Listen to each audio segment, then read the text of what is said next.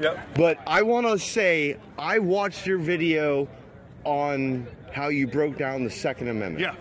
And it was like, hey, this part, it's amazing what a comma can do. Amazing what but a that's comma the can thing do. about our English language. Yeah, it is. It really is. Yeah. And that's the thing I love about it. Yeah. Tell everybody who you are. Yeah. My name is Mike. I'm from Arms Room Radio, and we're here talking about the Second Amendment at the Second Amendment Freedom Fest in Summerfield, Florida. And if you don't know it, I'm going to put the clip of him breaking down the Second Amendment. But in a nutshell, break it down for him again. When you add the extra comma into the first part of the Second Amendment, where it says, hold on, I like to quote this because I don't want to be the guy that gets the 27 words wrong. Oh, they're gonna friggin' criticize you if you do it wrong. You know, welcome to YouTube, right? Right. So 13 copies, currently 13 known copies of the Constitution, original Constitution in place. Remember, we did these by hand. They were all done by hand. So this wasn't, put on the printing press, there's one copy. So multiple people helped write these. And some people added commas, some people capitalized things that were different, were not capitalized in other words, in other copies. So the one that we use says, a well-regulated militia, comma, being necessary to the security of a free state, comma, the right of the people to keep and bear arms, comma, shall not be infringed. What they've done is broken down the first thought. The way it was originally written, and it is on still many of the original copies, says, a well-regulated militia being necessary to the security of the free state, comma. That's one thought. There's no breaking it. Second thought, the right of the people to keep and bear arms, comma. Second thought. And then the clarifier, which separates the commas above, is shall not be infringed. So it reads, and it should read, if you take the comma out and worded it without commas, it would be a well-regulated militia being necessary to the security of the free state shall not be infringed. Part 2, the right of the people to keep and bear arms shall not be infringed.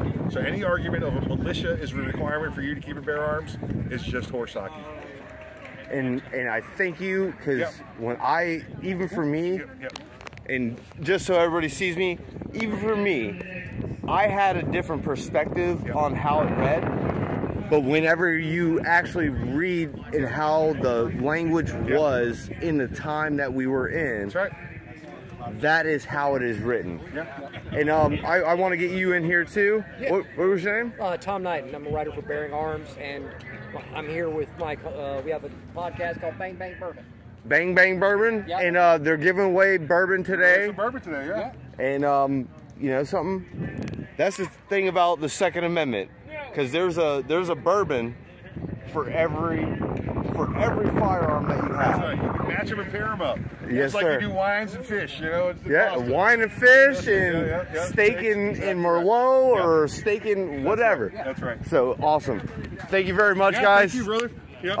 I go by The Armed Fisherman on YouTube. Nice. And I only got 183. I know you got a lot more than me. That's right. We'll be 184 here in a moment. Yeah, that's what I'm talking about.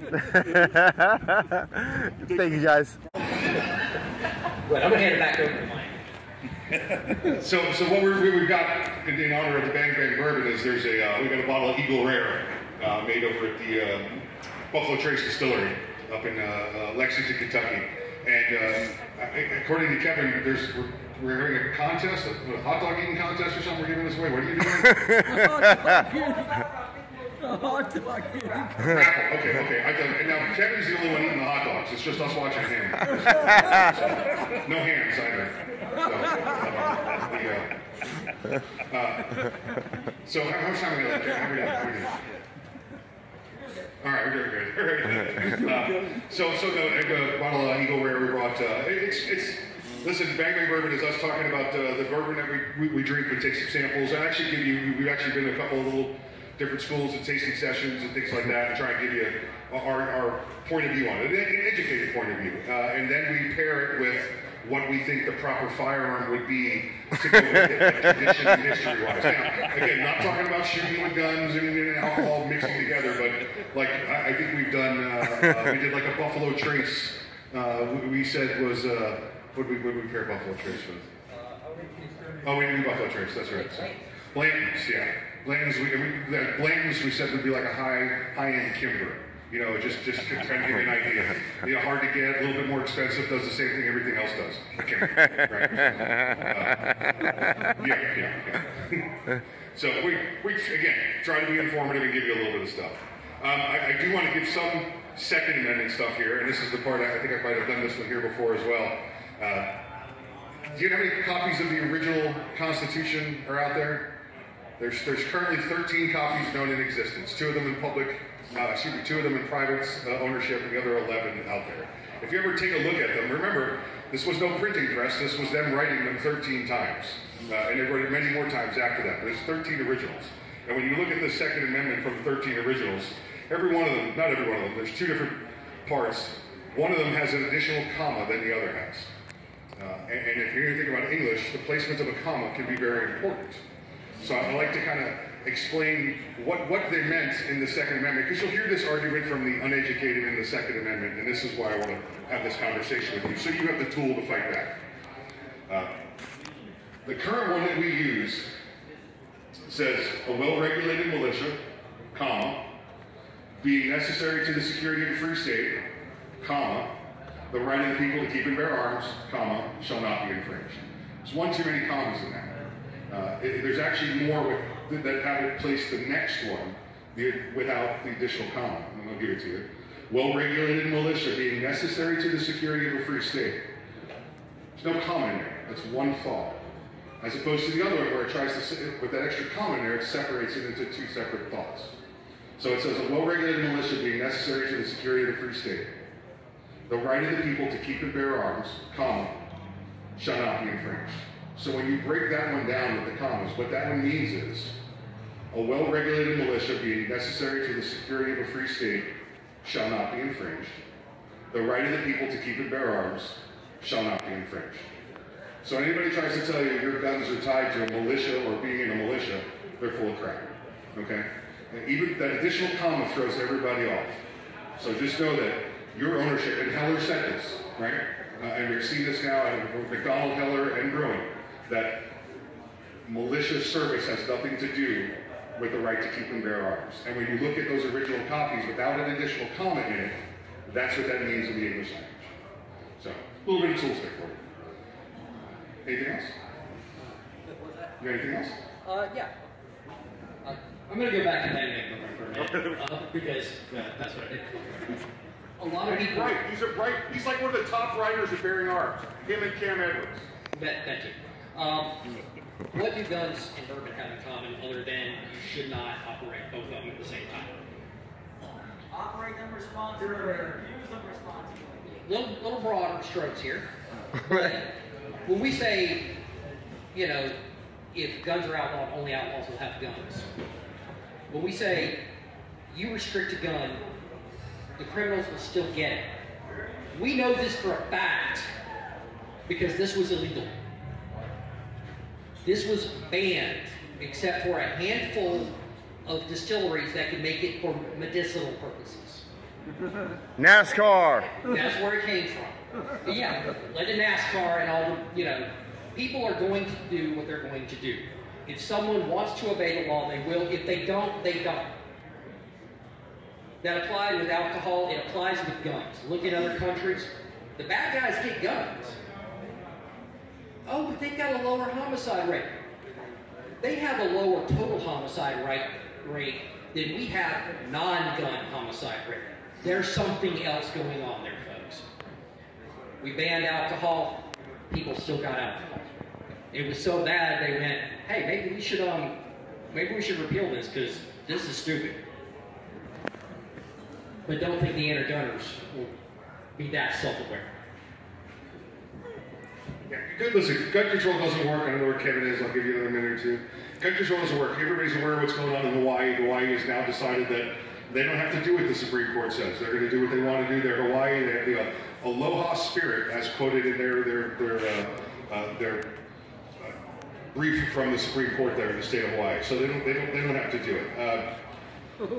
If gun control worked, it would be working in Hawaii. Follow me for a minute here. Here's my train of thought.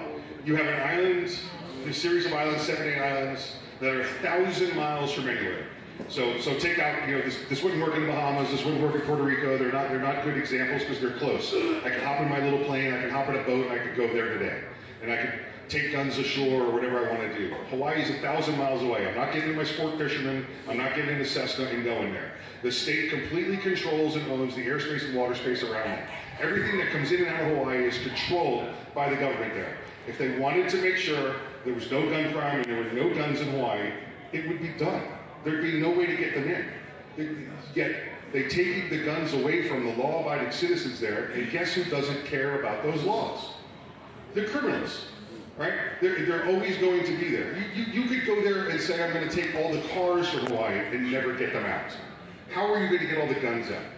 The gun that's hidden in this book on a shelf at somebody's library. How are you going to get it out? There's never going to be no guns. So as long as there's never going to be any guns, you should be able to have the right to protect yourself by having one if you choose to have one. Hawaii is the perfect example of why gun control doesn't work and will never work. It should be the perfect example of, oh, no guns, no crime. 3 minutes or 3 seconds? Well, what do we got for lunch, Kevin? Let's go over to lunch menu. We have hot dogs. Again, Kevin will be eating the hot dogs over here. Hot dogs? No hands, hot dog eating, yes. Yes. What else do we have, sir? We have hot dogs. We have hot dogs. Now, it's original mics? Hot dogs are more. Well, let's talk about them. Let's give a little, come on.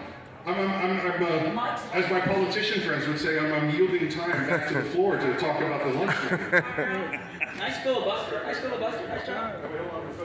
So lunch is provided by Mike's Other Place, Deli and Dogs, in Hernando. Get in my belly. I'd rather not. Here's something really cool. This event, again, is about networking and meeting people. I see people walking over and talking with Jared from Guns and Gadgets YouTube channel. These two guys here met at this event across the street in 21. Yep. So that's what this is all about, guys. When we're having lunch, the other thing is, go check out the vendors. Check out the Florida Firearms Academy booth. If you guys want an extra chance at that AR-15, they have raffle tickets for sale for $5 a ticket. And here's the kicker. That money's not going to Thomas King, the owner of Florida Firearms Academy. That money is going back into this event for next year. So they're donating the rifle, selling tickets, and it's going back into this. You guys are wonderful. Yeah, there's cigars out there. Patrick who spoke here, he's got ammunition out there, so if you have guns and you need some freedom seeds, Patrick is the man. We're not selling bourbon though. We're just giving it away. All right, let's Can you eat? You ready? No, I'm going to start. I gave you that stuff. That's a word. There you go. All right, guys, that's it. Let's have fun. Let's eat.